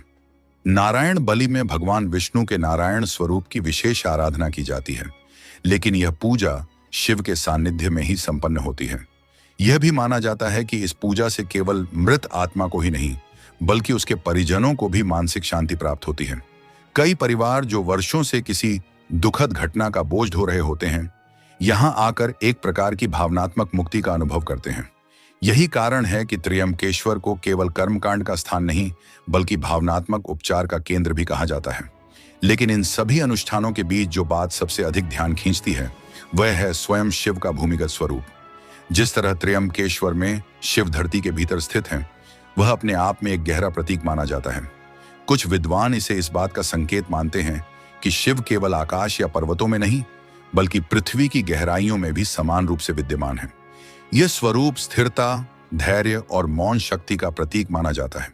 इसके विपरीत एक प्राचीन मान्यता गुजरात के सोमनाथ ज्योतिर्लिंग से जुड़ी हुई है, जहां कहा जाता है कि प्राचीन काल में वहां शिवलिंग आकाश में तैरता हुआ प्रतीत होता था। एक शिव जो धरती के भीतर है और एक शिव जो आकाश से जुड़ा है। क्या यह केवल संयोग है या शिव के दो अलग अलग रहस्यमय स्वरूपों का संकेत? कुछ लोग मानते हैं कि त्र्यंबकेश्वर और सोमनाथ एक ही दिव्य सिद्धांत के दो छोर हैं, एक स्थिरता का प्रतीक और दूसरा गति का। यह विचार अपने आप में त्र्यंबकेश्वर की दार्शनिक गहराई को और भी बढ़ा देता है। जब कोई श्रद्धालु त्र्यंबकेश्वर के गर्भगृह में खड़ा होता है और भूमि के भीतर स्थित उस त्रिमुखी शिवलिंग के दर्शन करता है, तो उसे यह अनुभव होता है कि यहाँ शिव केवल पूजा के लिए नहीं, बल्कि साक्षी के रूप में उपस्थित हैं। साक्षी मनुष्य के कर्मों के, उसकी पीड़ा के, उसकी प्रार्थनाओं के। यही कारण है कि त्र्यंबकेश्वर से कोई व्यक्ति खाली हाथ नहीं लौटता। यदि उसकी समस्याएं पूरी तरह समाप्त न भी हों, तो भी वह अपने भीतर एक अजीब सी स्पष्टता और शांति लेकर लौटता है, मानो शिव ने बिना कुछ कहे उसके मन का बोझ हल्का कर दिया हो। यही इस धाम की सबसे बड़ी विशेषता है। त्र्यंबकेश्वर न तो चमत्कारों का प्रदर्शन करता है और न ही तुरंत समाधान का वादा करता है। यह केवल इतना करता है कि यहां आने वाले व्यक्ति को स्वयं से सामना करने का अवसर देता है। शायद यही कारण है कि हजारों वर्षों बाद भी यह धाम उतना ही जीवंत और प्रभावशाली है। यहाँ की हवा, यहाँ का जल, यहाँ की शांति और यहाँ की ऊर्जा मिलकर एक ऐसा वातावरण बनाते हैं जो मनुष्य को भीतर से बदल देता है। त्र्यंबकेश्वर की कहानी इसी परिवर्तन की कहानी है। यह केवल एक ज्योतिर्लिंग का इतिहास नहीं, बल्कि यह उस मनुष्य की यात्रा है जो भय से विश्वास की ओर, असमंजस से स्पष्टता की ओर और अशांति से शांति की ओर बढ़ता है। और जब वह इस यात्रा के अंत में पीछे मुड़कर देखता है, तो उसे एहसास होता है कि त्र्यंबकेश्वर केवल एक स्थान नहीं था, बल्कि एक अनुभव था। एक ऐसा अनुभव जो जीवन भर उसके साथ रहता है। यही है त्र्यंबकेश्वर ज्योतिर्लिंग का रहस्य और इतिहास। अगर इस कथा ने आपके मन को छुआ हो, तो कमेंट में हर हर महादेव लिखना ना भूलें। क्या आपने कभी सोचा है कि भारत की यह 4 धाम यात्रा केवल मंदिरों तक पहुंचने की परंपरा क्यों नहीं है? क्यों कहा गया कि जो जीवन में एक बार भी 4 धाम नहीं गया, उसकी आत्मा अधूरी रह जाती है? और सबसे बड़ा सवाल यह है कि आखिर भगवान विष्णु ने ही धरती पर इन 4 स्थानों को क्यों चुना? क्या यह केवल भक्ति का विषय है, या इसके पीछे ऐसा रहस्य छिपा है जिसे जानने के बाद इंसान अपने जीवन, अपने कर्म और अपनी मृत्यु को नए नजरिए से देखने लगता है? शास्त्र कहते हैं, जब मनुष्य 4 धाम की बात सुनता है और उसके भीतर हल्की सी भी हलचल होती है, तो समझ लेना चाहिए कि यह बुलावा संयोग नहीं है। यह वही क्षण होता है जब भगवान विष्णु स्वयं उस आत्मा को याद दिलाते हैं कि अब समय आ गया है अपने जीवन के अधूरे अध्याय को पूरा करने का। क्योंकि 4 धाम यात्रा शरीर की यात्रा नहीं होती, यह आत्मा की स्मृति यात्रा होती है, जहां इंसान वह सब याद करने लगता है जो उसने कई जन्मों में भुला दिया था। प्राचीन ग्रंथों में साफ लिखा है कि जब सृष्टि की रचना हुई, तब भगवान विष्णु ने धरती को केवल रहने योग्य स्थान नहीं बनाया, बल्कि उन्होंने इसे एक आध्यात्मिक विद्यालय की तरह रचा। यहाँ हर नदी, हर पर्वत और हर दिशा का एक उद्देश्य है। 4 धाम इसी उद्देश्य का सबसे गूढ़ हिस्सा हैं। पूर्व, पश्चिम, उत्तर और दक्षिण। ये दिशाएं केवल नक्शे पर खींची हुई रेखाएं नहीं हैं। ये मनुष्य के जीवन की 4 अवस्थाओं का प्रतीक है: जन्म, संघर्ष, समझ और मुक्ति। जब कोई व्यक्ति 4 धाम की यात्रा करता है, तो वह अनजाने में अपने जीवन की पूरी यात्रा को दोहराता है। यही कारण है कि शास्त्रों में कहा गया कि 4 धाम यात्रा अधूरी छोड़ना, आत्मा की परीक्षा अधूरी छोड़ने जैसा है। बहुत कम लोग जानते हैं कि 4 धाम का विचार किसी राजा या संत ने नहीं, बल्कि स्वयं भगवान विष्णु की चेतना से जन्मा है। पुराणों में उल्लेख मिलता है कि जब कलयुग की शुरुआत हुई, तब देवताओं को यह भय सताने लगा कि मनुष्य धीरे धीरे अपने वास्तविक उद्देश्य से भटक जाएगा। तब सभी देव विष्णु के पास पहुंचे। विष्णु ने मुस्कुराते हुए कहा कि जब तक धरती पर 4 दिशाएं हैं, तब तक मोक्ष का मार्ग बंद नहीं हो सकता। उसी क्षण उन्होंने 4 ऐसे स्थान चुने जहां उनकी ऊर्जा हमेशा सक्रिय रहेगी, ताकि भटका हुआ मनुष्य कभी न कभी उस ऊर्जा से टकराए और जाग जाए। 4 धाम की यात्रा का पहला चरण होता है भीतर का जागरण। इसलिए शास्त्रों में कहा गया कि जब कोई व्यक्ति इस यात्रा का विचार करता है, तभी से उसके जीवन में घटनाएं बदलने लगती हैं। कुछ लोगों को अचानक बाधाएं आने लगती हैं, कुछ को भय महसूस होता है, तो कुछ के भीतर अजीब सी बेचैनी पैदा हो जाती है। यह कोई संयोग नहीं होता, यह वही क्षण होता है जब पुराने कर्म हिलने लगते हैं। विष्णु की चेतना उस आत्मा से पूछती है, क्या तुम सच में तैयार हो? अब अगर हम बद्रीनाथ की बात करें तो इसे केवल एक ठंडा पर्वतीय मंदिर समझ लेना सबसे बड़ी भूल होगी। बद्रीनाथ वह स्थान है जहां स्वयं भगवान विष्णु ने मानवता के लिए तपस्या की। कहा जाता है कि जब धरती पर अधर्म बढ़ा और मनुष्य अपनी सीमाएं भूलने लगा, तब विष्णु ने वैकुंठ छोड़कर हिमालय की ओर प्रस्थान किया। यह निर्णय आसान नहीं था, क्योंकि वैकुंठ पूर्णता का लोक है और धरती संघर्ष का। लेकिन विष्णु जानते थे कि जब तक ईश्वर स्वयं कष्ट नहीं झेलेगा, मनुष्य कभी सीख नहीं पाएगा। बद्रीनाथ पहुंचकर विष्णु ध्यान में लीन हो गए। हिमालय की बर्फीली हवाएं, कठोर ठंड और एकांत, यह सब उनके तप का हिस्सा था। लक्ष्मी जी यह दृश्य सहन नहीं कर सकी। उन्होंने बदरी वृक्ष का रूप लेकर विष्णु को ढक लिया, ताकि उनका तप बिना बाधा पूरा हो सके। यही कारण है कि इस स्थान को बद्रीनाथ कहा गया। यहां आने वाला हर व्यक्ति अनजाने में उसी तप की ऊर्जा में प्रवेश करता है। इसलिए बहुत से लोग कहते हैं कि बद्रीनाथ में पहुंचते ही मन अपने आप शांत होने लगता है, जैसे वर्षों का बोझ धीरे धीरे उतर रहा हो। शास्त्र बताते हैं कि बद्रीनाथ केवल मोक्ष का द्वार नहीं है, बल्कि यह आत्मा की मरम्मत का स्थान है। जो लोग जीवन में निर्णय नहीं ले पाते, जो हमेशा भ्रम में रहते हैं, उन्हें बद्रीनाथ बुलाया जाता है। यहाँ विष्णु की ऊर्जा मनुष्य को स्थिर होना सिखाती है। यही कारण है कि कई लोग बद्रीनाथ से लौटने के बाद अचानक अपने जीवन में स्पष्टता महसूस करते हैं। उन्हें समझ आने लगता है कि क्या छोड़ना है और क्या अपनाना है। पुराणों में यह भी लिखा है कि बद्रीनाथ में आज भी विष्णु तपस्या में लीन है। मंदिर में जो मूर्ति है वह केवल प्रतीक है। वास्तविक विष्णु चेतना उस पूरे क्षेत्र में फैली हुई है। यही कारण है कि यहाँ मौसम अचानक बदल जाता है, रास्ते कठिन हो जाते हैं और कई बार यात्रा आसान नहीं होती। यह सब एक प्रकार की परीक्षा होती है। विष्णु यह देखना चाहते हैं कि यह आत्मा केवल दर्शन के लिए आई है या सच में परिवर्तन के लिए। 4 धाम यात्रा को अनिवार्य इसलिए कहा गया क्योंकि यह यात्रा मनुष्य को धीरे धीरे उसके अहंकार से मुक्त करती है। बद्रीनाथ में मनुष्य सीखता है रुकना, शांत होना और सुनना। यहां आकर इंसान को पहली बार एहसास होता है कि वह कितना छोटा है और उसकी समस्याएं कितनी अस्थायी हैं। यही से 4 धाम की असली यात्रा शुरू होती है। यही वह बिंदु है जहां आत्मा की आंखें खुलने लगती हैं। और यही कारण है कि शास्त्र चेतावनी भी देते हैं कि 4 धाम यात्रा को हल्के में मत लो। यह कोई पर्यटन नहीं है, यह वह मार्ग है जहां भगवान विष्णु स्वयं तुम्हारे कर्मों को सामने लाते हैं। अगर तुम तैयार हो तो यह यात्रा तुम्हें तोड़कर नया बना देगी, और अगर नहीं तो यही यात्रा तुम्हें रोक भी सकती है। क्योंकि 4 धाम यात्रा तभी पूरी होती है जब आत्मा भीतर से हाँ कहती है। जब आत्मा बद्रीनाथ में स्थिर होना सीख लेती है, तभी 4 धाम यात्रा का अगला द्वार खुलता है। अब यह यात्रा केवल भीतर की नहीं रहती, बल्कि जीवन और संसार के साथ आत्मा के संबंध को उजागर करने लगती है। यही वह बिंदु है जहां भगवान विष्णु मनुष्य को यह दिखाना रिमाइंड करते हैं कि केवल त्याग ही मार्ग नहीं है, बल्कि संसार में रहकर भी धर्म निभाया जा सकता है। इसी सत्य को प्रकट करने के लिए विष्णु ने द्वारका को चुना। द्वारका वह स्थान है जहां ईश्वर ने स्वयं मनुष्य बनकर यह दिखाया कि शक्ति, सत्ता और वैभव होने के बाद भी कोई कैसे धर्म के मार्ग पर चल सकता है। द्वारका की कथा केवल कृष्ण की कथा नहीं है, यह विष्णु की उस लीला का विस्तार है जिसमें उन्होंने मनुष्य के सबसे बड़े भ्रम को तोड़ा। मनुष्य मानता है कि यदि उसके पास शक्ति आ जाए तो वह धर्म से ऊपर हो जाता है, लेकिन द्वारका में विष्णु ने दिखाया कि वास्तविक शक्ति वही है जो स्वयं को नियंत्रित कर सके। द्वारका समुद्र के किनारे बसाई गई नगरी नहीं थी, वह चेतावनी थी। समुद्र के सामने खड़ी वह नगरी हर क्षण यह याद दिलाती थी कि जो आया है वह जाएगा भी। ग्रंथों में वर्णन है कि द्वारका सोने, चांदी और रत्नों से सजी हुई थी, लेकिन कृष्ण ने कभी उसे अपना स्थायी घर नहीं माना। उन्होंने जानते हुए भी कि यह नगरी एक दिन समुद्र में समा जाएगी, उसमें निवास किया। यह वही बिंदु है जहां द्वारका यात्रा का रहस्य छिपा है। जो व्यक्ति द्वारका जाता है वह अनजाने में इस सत्य से टकराता है कि संसार कितना भी सुंदर क्यों ना हो, वह स्थायी नहीं है।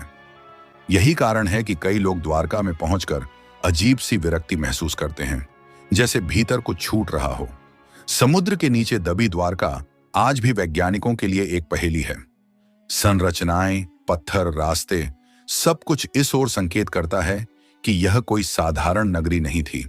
लेकिन शास्त्र कहते हैं कि द्वारका को समुद्र ने डुबोया नहीं, बल्कि विष्णु ने स्वयं इसे वापस प्रकृति को सौंप दिया। यह एक संकेत था कि जब धर्म अपना उद्देश्य पूरा कर लेता है तो वह भी विलीन हो जाता है। द्वारका की यात्रा मनुष्य को यह सिखाती है कि जो पकड़ कर रखा गया है वही दुख का कारण है।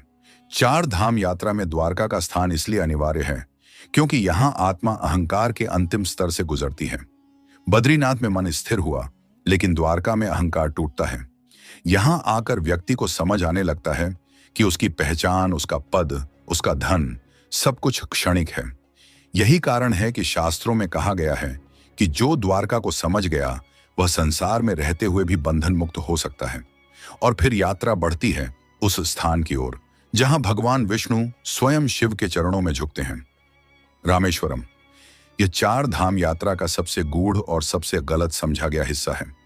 बहुत से लोग पूछते हैं कि जब राम स्वयं विष्णु के अवतार थे तो उन्हें शिव की पूजा करने की क्या आवश्यकता थी। यही प्रश्न इस स्थान का उत्तर है। रामेश्वरम यह सिखाने के लिए है कि ईश्वर कभी एक नहीं होता, वह रूप बदलता है लेकिन तत्व एक ही रहता है। जब राम ने रावण का वध किया तो उन्होंने केवल एक राजा को नहीं मारा, बल्कि एक ब्राह्मण का भी वध किया था। रावण अपने ज्ञान और तप के कारण महान था, और यही कारण था कि राम के भीतर अपराध बोध उत्पन्न हुआ। तब ऋषियों ने उन्हें शिव की आराधना का मार्ग दिखाया। यहां राम ने शिवलिंग की स्थापना की और यह स्वीकार किया कि शक्ति होने के बाद भी विनम्रता आवश्यक है। रामेश्वरम का यह क्षण चार धाम यात्रा में आत्मा के सबसे गहरे घाव को छूता है। यहां मनुष्य अपने कर्मों का सामना करता है।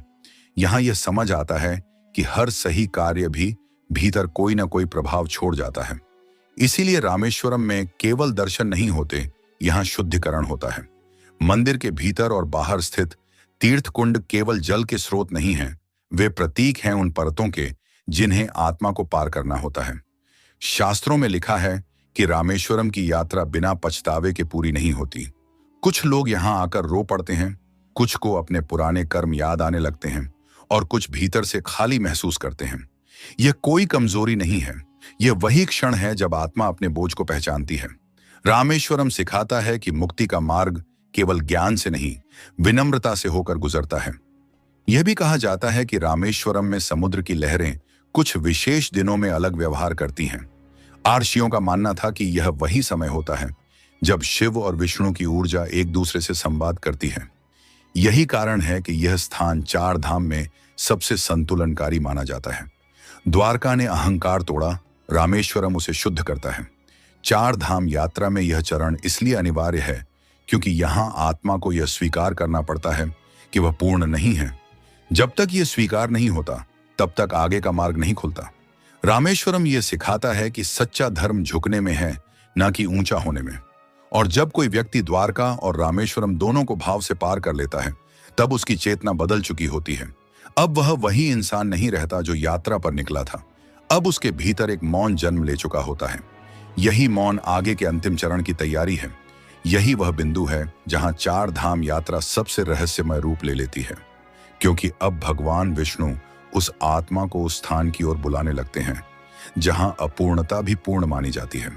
जब आत्मा द्वारका में संसार की क्षण भंगुरता को देख चुकी होती है और रामेश्वरम में अपने कर्मों का बोझ स्वीकार कर चुकी होती है, तब चार धाम यात्रा अपने अंतिम और सबसे रहस्यमय चरण में प्रवेश करती है।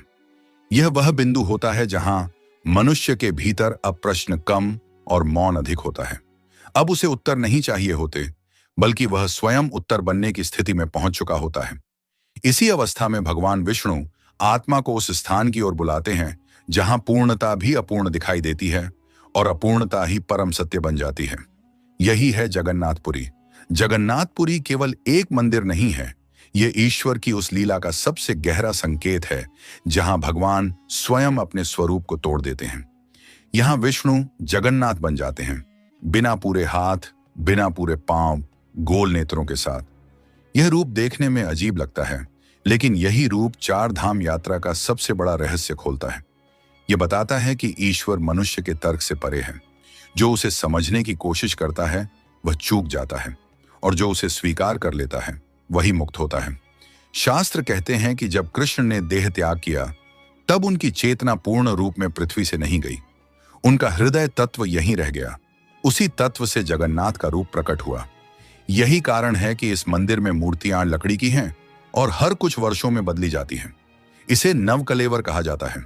यह कोई सामान्य परंपरा नहीं है, यह मृत्यु और पुनर्जन्म का प्रतीक है। यहां स्वयं भगवान ये स्वीकार करते हैं कि परिवर्तन ही एकमात्र स्थिर सत्य है। जगन्नाथपुरी की रथ यात्रा चार धाम यात्रा का बाहरी उत्सव नहीं है, यह आत्मा की आंतरिक यात्रा है। जब भगवान स्वयं नगर की गलियों में निकलते हैं तो यह संकेत होता है कि ईश्वर केवल मंदिरों में बंद नहीं रहना चाहता, वह मनुष्य के जीवन में उतरना चाहता है। यही कारण है कि इस यात्रा में कोई ऊंच नीच नहीं होती। राजा और भिखारी एक ही रस्सी खींचते हैं। यह दृश्य मनुष्य के भीतर जमी अंतिम दीवार को तोड़ देता है। कहा जाता है कि जो व्यक्ति सच्चे भाव से जगन्नाथपुरी पहुंचता है उसके भीतर मृत्यु का भय समाप्त हो जाता है, क्योंकि यहां आकर वह देखता है कि स्वयं भगवान भी बदलते हैं। तो फिर मनुष्य किस बात से डरे? यही कारण है कि चार धाम यात्रा का अंतिम पड़ाव यही रखा गया, क्योंकि बिना मृत्यु को स्वीकार किए मुक्ति संभव नहीं है। लेकिन इसके बाद भी एक ऐसा रहस्य बचा रहता है जिसे बहुत कम लोग जानते हैं। शास्त्रों में संकेत मिलता है कि चार धाम यात्रा पूरी करने के बाद भी यदि आत्मा भीतर से स्थिर नहीं हुई तो यात्रा अधूरी मानी जाती है। यही कारण है कि कुछ लोग चारों धाम जाकर भी खाली लौट आते हैं और कुछ एक ही धाम में बदल जाते हैं। फर्क दूरी का नहीं, तैयारी का होता है। पुराणों में लिखा है कि चार धाम यात्रा के दौरान मनुष्य के पिछले जन्मों के कर्म सक्रिय हो जाते हैं, इसलिए यात्रा में बाधाएं आती हैं, रास्ते बंद हो जाते हैं, शरीर जवाब देने लगता है, मन पीछे हटना चाहता है। यह सब विष्णु की लीला नहीं बल्कि आत्मा की परीक्षा है। भगवान यह नहीं देखते कि तुम कितनी दूर तक पहुंचे, वे यह देखते हैं कि तुम कितनी सच्चाई से चले। सबसे डरावना रहस्य यही है कि चार धाम यात्रा किसी को जबरदस्ती नहीं कराई जाती। जिसे बुलावा नहीं होता वह चाहे जितनी कोशिश करे यात्रा पूरी नहीं कर पाता, और जिसे बुलावा होता है उसके लिए रास्ते अपने आप खुलते चले जाते हैं। कई संतों ने कहा है कि चार धाम यात्रा जीवन में एक बार नहीं बल्कि उतनी बार होती है जितनी बार आत्मा तैयार होती है। यही कारण है कि शास्त्रों में चेतावनी दी गई है कि इस यात्रा को पर्यटन मत बनाओ। यहाँ फोटो नहीं, आत्मा का हिसाब होता है। यहाँ भगवान विष्णु तुम्हारे कपड़ों को नहीं, तुम्हारे भीतर के भाव को देखते हैं। अगर तुम अहंकार लेकर आए तो यह यात्रा तुम्हें थका देगी, और अगर तुम समर्पण लेकर आए तो यही यात्रा तुम्हें हल्का कर देगी। चार धाम यात्रा के अंत में कोई प्रमाण पत्र नहीं मिलता, कोई ताज नहीं पहनाया जाता। बदलाव चुपचाप होता है। एक दिन तुम देखोगे कि वही परिस्थितियां हैं, वही लोग हैं, लेकिन तुम्हारी प्रतिक्रिया बदल चुकी है। तुम लड़ना छोड़ चुके हो, तुम साबित करना छोड़ चुके हो, और यही चार धाम यात्रा की सफलता है। शास्त्र कहते हैं कि चार धाम यात्रा के बाद जीवन में जो मौन आता है वही विष्णु का साक्षात्कार है। यही वह अवस्था है जहां आत्मा समझ जाती है कि मोक्ष कहीं दूर नहीं है, वह इसी जीवन में संभव है। और तब मनुष्य को यह भी समझ आने लगता है कि चार धाम कोई चार स्थान नहीं थे, बल्कि चार अवस्थाएं थीं जिन्हें पार करना आवश्यक था। अंत में एक बात जो बहुत कम लोग कहते हैं लेकिन हर साधक जानता है, चार धाम यात्रा पूरी करने के बाद भगवान विष्णु तुम्हें कुछ नहीं देते, वे तुमसे कुछ लेते हैं। तुम्हारा भय, तुम्हारा अहंकार, तुम्हारी शिकायतें। और जब यह सब छूट जाता है तब जो बचता है वही तुम हो, शुद्ध, शांत और मुक्त। यही कारण है कि कहा गया कि चार धाम यात्रा अनिवार्य है, क्योंकि यह यात्रा नहीं की जाती। यह तब होती है जब आत्मा तैयार होती है और भगवान विष्णु स्वयं तुम्हें पुकारते हैं। और अब जब यह कथा समाप्त होती है तो एक प्रश्न शेष रह जाता है, क्या चार धाम यात्रा सच में केवल चार स्थानों तक जाने का नाम है, या यह उस क्षण की याद है जब मनुष्य पहली बार स्वयं से ईमानदार होता है? भगवान विष्णु ने चार धाम धरती पर इसलिए नहीं बसाए कि मनुष्य भीड़ में दर्शन कर ले, उन्होंने इन्हें इसलिए चुना ताकि भटका हुआ जीवन कभी न कभी रुक कर पूछे, मैं कौन हूं और मुझे जाना कहां है। जब आप बद्रीनाथ जाते हैं तो आप रुकना सीखते हैं। जब द्वारका पहुंचते हैं तो पकड़ छोड़ना सीखते हैं। जब रामेश्वरम में झुकते हैं तो अहंकार गल जाता है। और जब जगन्नाथपुरी में अपूर्ण भगवान को देखते हैं तो समझ आता है कि पूर्ण होने का भ्रम ही सबसे बड़ा बंधन था। 4 धाम यात्रा के बाद जीवन अचानक आसान नहीं हो जाता, पर जीवन का अर्थ साफ हो जाता है। समस्याएं रहती हैं पर भय नहीं रहता, दुख आता है पर शिकायत नहीं रहती। यही भगवान विष्णु का सबसे बड़ा रहस्य है। वे तुम्हारी किस्मत नहीं बदलते, वे तुम्हें बदल देते हैं। और जब तुम बदल जाते हो तो वही जीवन, वही संसार, वही समय तुम्हारे लिए एक नया अर्थ ले लेता है। अगर यह कहानी सुनते हुए तुम्हारे भीतर कहीं हलचल हुई है तो इसे संयोग मत समझना। हो सकता है यह वही बुलावा हो जो हर आत्मा को जीवन में कभी ना कभी मिलता है, क्योंकि 4 धाम यात्रा कभी रास्तों से शुरू नहीं होती, ये भीतर से शुरू होती है। हरिओम। कैलाश पर्वत, एक रहस्य जो आपकी कल्पना से परे है। कल्पना कीजिए एक ऐसा पर्वत जो सिर्फ बर्फीली ऊंचाइयों और प्राकृतिक सौंदर्य से भरा नहीं, बल्कि अनगिनत अनसुलझे रहस्यों का गवाह भी है।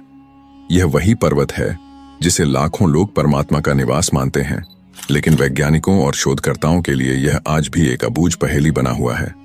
साल 2001 में चीन की सरकार ने ऐसा कुछ देखा जिसने उनके वैज्ञानिकों को हिलाकर रख दिया। उसी दिन से कैलाश पर्वत की चढ़ाई पर सख्त प्रतिबंध लगा दिया गया। लेकिन सवाल उठता है, आखिर ऐसा क्या हुआ था उस दिन? इतिहास में अब तक सिर्फ एक इंसान इस पर्वत की चोटी तक पहुंच पाया है, लेकिन जो भी इसकी ऊंचाइयों को छूने की कोशिश करता है वह 2 वर्षों के भीतर मौत के मुंह में समा जाता है। क्या यह कोई महज संयोग है या फिर कोई अलौकिक शक्ति इसकी रक्षा कर रही है?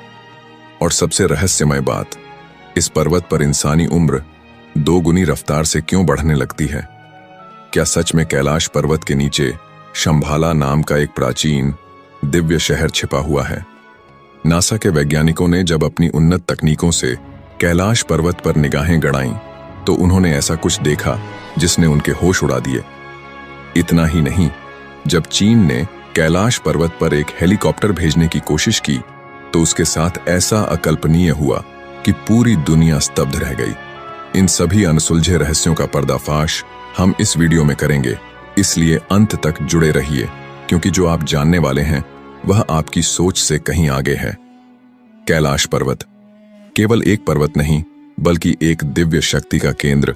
समुद्र तल से 6718 मीटर की ऊंचाई पर स्थित कैलाश पर्वत सिर्फ एक हिमालयी शिखर नहीं, बल्कि करोड़ों लोगों की आस्था और श्रद्धा का केंद्र है।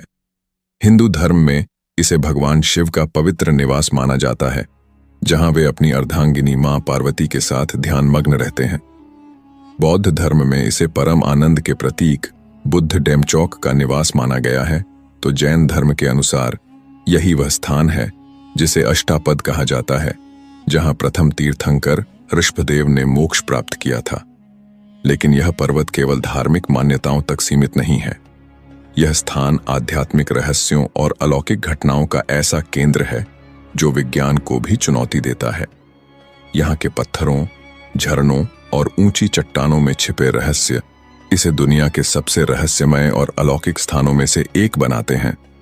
रूस के वैज्ञानिकों का अद्भुत रहस्योद्घाटन साल 1999 में रूस के प्रसिद्ध वैज्ञानिक और खोजी अर्नेस्ट मुल्दाशेव के नेतृत्व में एक टीम कैलाश पर्वत के रहस्यों की पड़ताल के लिए तिब्बत पहुंची। भूगर्भशास्त्र, भौतिकी और इतिहास के विशेषज्ञों से सजी इस टीम ने महीनों तक कैलाश पर्वत के आसपास डेरा डाला और इस पर्वत के हर पहलू का अध्ययन किया।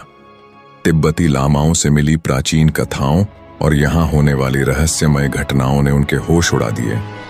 लेकिन सबसे चौंकाने वाला खुलासा मुल्दाशेव की किताब where do we come from में हुआ। उन्होंने दावा किया कि कैलाश पर्वत कोई साधारण पर्वत नहीं, बल्कि एक विशाल मानव निर्मित पिरामिड है जो हजारों साल पहले किसी प्राचीन सभ्यता ने बनाया था। इतना ही नहीं, इस पर्वत के चारों ओर कई छोटे छोटे पिरामिड स्थित हैं जो इसे और भी रहस्यमय बनाते हैं। नासा और चीन की अजीबोगरीब घटनाएं। नासा ने जब आधुनिक तकनीक से कैलाश पर्वत का विश्लेषण किया तो उन्हें इस पर्वत के अंदर एक ऐसी ऊर्जा तरंगों का पता चला जो किसी भी प्राकृतिक पहाड़ में नहीं पाई जाती। वैज्ञानिक इस बात से हैरान थे कि आखिर कैलाश पर्वत के भीतर ऐसा क्या है जो इसे किसी विशालकाय ऊर्जा केंद्र में बदल देता है। वहीं चीन ने जब कैलाश पर्वत की गहराई को समझने के लिए एक हेलीकॉप्टर भेजने की कोशिश की तो कुछ ही मिनटों के भीतर हेलीकॉप्टर का संपर्क टूट गया। इसके बाद जो रिपोर्ट सामने आई उसने दुनिया भर के वैज्ञानिकों को चौंका दिया। कहा जाता है कि कैलाश पर्वत के पास जाते ही हेलीकॉप्टर के उपकरणों ने काम करना बंद कर दिया और वह अचानक अनियंत्रित होकर नीचे गिरने लगा। लेकिन सबसे रहस्यमय बात यह थी कि गिरने से पहले ही हेलीकॉप्टर के पायलट ने जो आखिरी संदेश भेजा वह था, यहां कुछ है, यह हमें देख रहा है। क्या कैलाश पर्वत के भीतर छिपा है शंभाला? तिब्बती मान्यताओं के अनुसार कैलाश पर्वत के नीचे एक दिव्य शहर मौजूद है जिसे शंभाला कहा जाता है। यह कोई साधारण स्थान नहीं बल्कि एक रहस्यमय दुनिया है जहां केवल शुद्ध आत्माएं ही प्रवेश कर सकती हैं। ऐसा माना जाता है कि यह स्थान न केवल उन्नत आध्यात्मिक प्राणियों का निवास है बल्कि यहां पर समय भी अलग तरीके से चलता है। क्या यही कारण है कि कैलाश पर्वत पर जाने वाले लोगों की उम्र सामान्य से 2 गुनी तेजी से बढ़ने लगती है? क्या इस पर्वत के भीतर कोई ऐसी शक्ति है जो समय और स्थान के नियमों को चुनौती देती है? क्या है सच्चाई? कैलाश पर्वत एक ऐसा रहस्य है जो आज भी अनसुलझा है। यह केवल एक धार्मिक और आध्यात्मिक स्थान नहीं बल्कि विज्ञान और तर्क से परे जाने वाली घटनाओं का केंद्र भी है। चाहे वह इसकी अद्भुत ऊर्जा हो, समय के नियमों को चुनौती देने वाली घटनाएं हों या फिर शंभाला की रहस्यमयी कहानियां, हर कोण से यह पर्वत हमारी समझ से परे है। अब सवाल उठता है, क्या कभी इंसान इस पर्वत के रहस्यों को पूरी तरह जान पाएगा या फिर यह हमेशा एक अनसुलझी पहेली बना रहेगा? इस वीडियो में आगे हम और भी गहरे रहस्यों की परतें खोलेंगे, इसलिए अगर आप हमारे चैनल पर नए हैं तो इसे सब्सक्राइब करना न भूलें और कमेंट बॉक्स में हर हर महादेव लिखकर इस दिव्य यात्रा का हिस्सा बने। अगली कड़ी में हम जानेंगे, क्या वाकई कैलाश पर्वत की चोटी पर जाने वाले इंसान की मृत्यु तय है? और क्या नासा के पास ऐसे सबूत हैं जो इस पर्वत को किसी अलौकिक शक्ति का केंद्र साबित करते हैं? बने रहिए हमारे साथ। कैलाश पर्वत का रहस्य, एक अलौकिक रहस्य की दास्तान। हिमालय की बर्फीली चोटियों के बीच खड़ा कैलाश पर्वत सदियों से श्रद्धा, रहस्य और अलौकिक शक्तियों का केंद्र बना हुआ है। यह न केवल हिंदू धर्म में भगवान शिव का निवास माना जाता है बल्कि बौद्ध, जैन और तिब्बती धर्मों में भी इसका विशेष महत्व है। लेकिन क्या यह पर्वत सिर्फ आध्यात्मिकता का प्रतीक है या इसके पीछे कोई और गहरा रहस्य छिपा है? क्या कैलाश पर्वत एक प्राचीन पिरामिड है? दुनिया के कई खोजकर्ताओं और वैज्ञानिकों ने इस पर्वत की आकृति और संरचना को लेकर आश्चर्यजनक खुलासे किए हैं। कुछ का मानना है कि कैलाश पर्वत प्राकृतिक पहाड़ नहीं बल्कि एक विशाल और प्राचीन पिरामिड है जो किसी उन्नत सभ्यता द्वारा बनाया गया था। इसकी सटीक ज्यामितीय संरचना आसपास के अन्य पर्वतों से बिल्कुल अलग, एकदम सममित आकार और इसकी ऊपर उठती धाराएं इस सिद्धांत को बल देती हैं कि यह पर्वत वास्तव में प्रकृति की देन नहीं बल्कि किसी अज्ञात शक्ति का निर्माण है। अगर यह सच है तो सवाल उठता है, क्या कैलाश पर्वत किसी प्राचीन सभ्यता का वैज्ञानिक अजूबा है जो समय के साथ हमारी समझ से बाहर हो गया? रात का रहस्य, पहाड़ के भीतर की रहस्यमयी आवाजें। रात के समय इस पर्वत के आसपास कई तीर्थयात्रियों और पर्वतारोहियों ने अजीबोगरीब ध्वनियां सुनी हैं। पत्थरों के गिरने की आवाजें, गहरी गुफाओं से आती रहस्यमयी फुसफुसाहट और कभी-कभी डमरू जैसी ध्वनि जो पूरी घाटी में गूंजती रहती है। रूसी खोजकर्ता एर्नेस्ट मुल्दाशिफ ने अपने संस्मरणों में इस घटना का उल्लेख किया था। उन्होंने लिखा कि एक रात उनके साथियों ने स्पष्ट रूप से महसूस किया कि कैलाश पर्वत के अंदर कोई रहस्यमय गतिविधि चल रही थी। लेकिन यह कौन कर रहा था? क्या यह कोई प्राचीन सभ्यता का अवशेष था या फिर कोई अदृश्य ताकत जो इस पर्वत की रक्षा कर रही थी?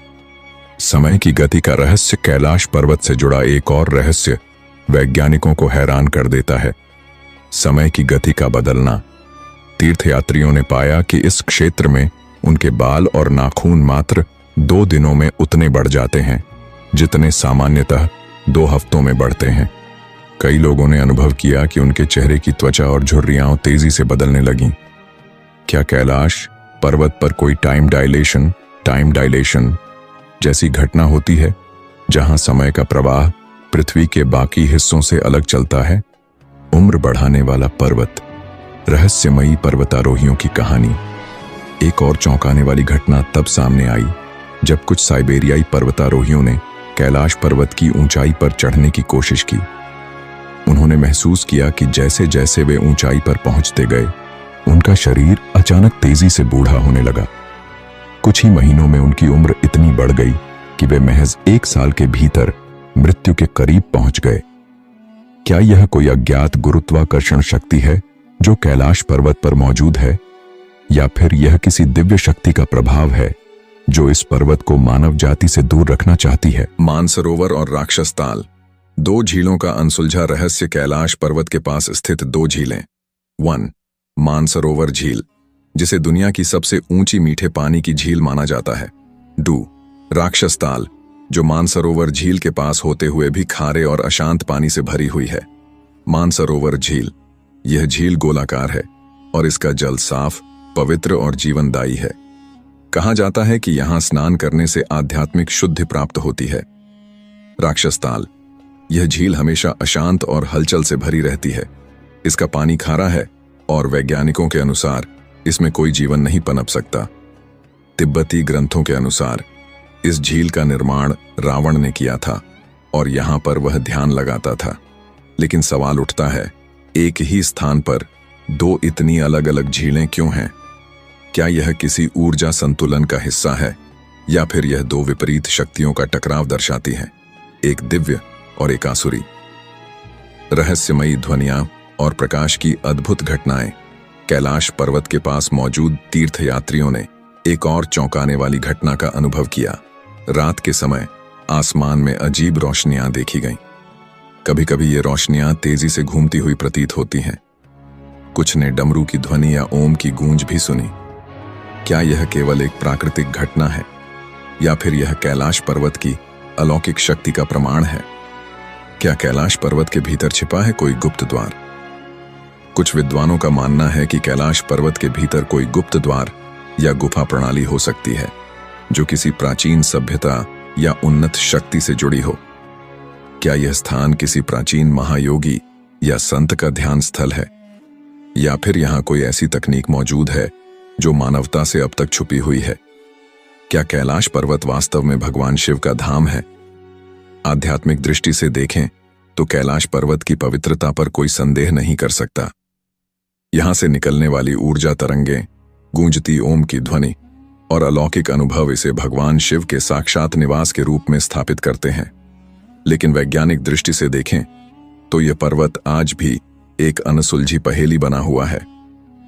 क्या कैलाश पर्वत पृथ्वी का ऊर्जा केंद्र है? कई सिद्धांतों के अनुसार कैलाश पर्वत पूरे ब्रह्मांड का ऊर्जा केंद्र हो सकता है। यह पर्वत पृथ्वी के अक्षीय केंद्र एक्सिस मुंडी पर स्थित है। यह स्थान पृथ्वी के ऊर्जा प्रवाह को नियंत्रित करता है। यहां आने वाले लोग अद्भुत मानसिक और आध्यात्मिक परिवर्तन महसूस करते हैं। अंतिम प्रश्न, क्या यह रहस्य कभी सुलझेगा? कैलाश पर्वत न केवल धार्मिक आस्था का केंद्र है, बल्कि यह विज्ञान और आध्यात्मिकता के सबसे बड़े रहस्यों में से एक है। क्या हम कभी इस रहस्य को सुलझा पाएंगे, या फिर कैलाश पर्वत अपनी दिव्यता और रहस्य को हमेशा के लिए छुपाए रखेगा? इस रहस्य को और गहराई से जानने के लिए इस वीडियो को अंत तक जरूर देखें। कैलाश पर्वत, पृथ्वी की धुरी या ब्रह्मांड का रहस्यमय केंद्र। कैलाश पर्वत सिर्फ एक साधारण पर्वत नहीं है, बल्कि इसे पृथ्वी का केंद्र बिंदु या एक्सिस मुंडी माना जाता है। धार्मिक और पौराणिक मान्यताओं के अनुसार यह पर्वत ब्रह्मांड की धुरी है, जिसे मेरू पर्वत के रूप में भी जाना जाता है।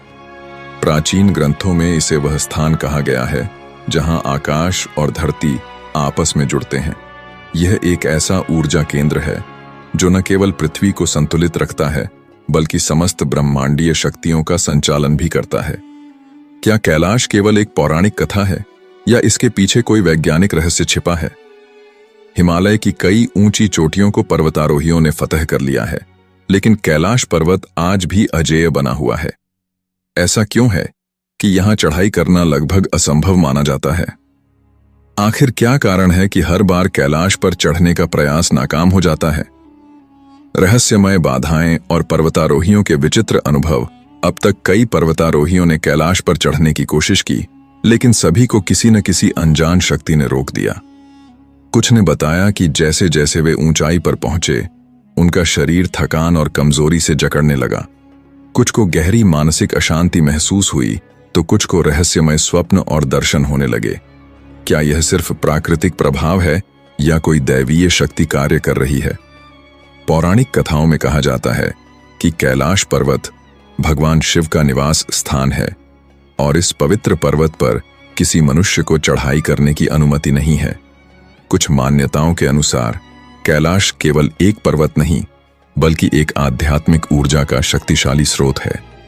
वैज्ञानिक भी इस स्थान की रहस्यमय शक्तियों को लेकर हैरान हैं। शोधकर्ताओं का मानना है कि इस पर्वत के चारों ओर अजीबोगरीब चुंबकीय बल मौजूद हैं, जो इंसानों के शरीर और मस्तिष्क पर गहरा प्रभाव डालते हैं। लेकिन यह सवाल अब भी बना हुआ है, क्या यह केवल एक भौतिक घटना है या फिर किसी अलौकिक शक्ति का प्रमाण?